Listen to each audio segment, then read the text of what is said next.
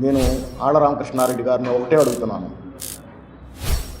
అలా మీరు నిన్న మాట్లాడుతూ ఇన్నర్ రింగ్ రోడ్ అలైన్మెంట్ విషయంలో మొదట ఒకసారి ఒకలాగు, రెండవసారి ఇంకొకలాగా చేశారు.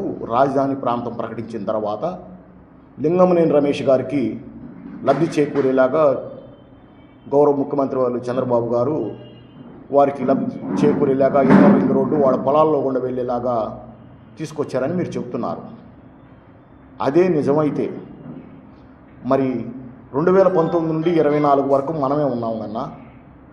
మన జగనన్నయ్య సీఎంగా ఉన్నాడు, మీరు ఇక్కడ స్థానిక ఎమ్మెల్యేగా ఉన్నారు, మీ అన్నగారు ఎంపీగా ఉన్నారు, మీ బావగారు ఓడిపోయిన అధికార పార్టీ మంగళగిరి పార్లమెంటరీ ఇన్ఛార్జిగా ఉన్నాడు గుంటూరు జిల్లాకి. ఒక మాటలో చెప్పాలంటే ఏదో పాట ఉండిద్ది, ఈ రాష్ట్రం మాదే, దేశం మాదే, మిమ్ములనేలే సర్కారు మాదే అని. అంతా మీరేలాగా ఉన్నప్పుడు జగనన్న దగ్గరికి వెళ్ళినప్పుడు ఆ అలైన్మెంటు ఒక పేద వర్గాల ప్రజల భూములు గుండా వెళ్ళేలాగూ ఇన్నర్ రింగ్ రోడ్డుని తీసుకురావచ్చు కదా. పేద వర్గాల పొలాలు లబ్ధి చేకూరేవి. అదేమీ లేకుండా కేవలం దురుద్దేశంతో అలా మాట్లాడటం కరెక్ట్ కాదన్నా.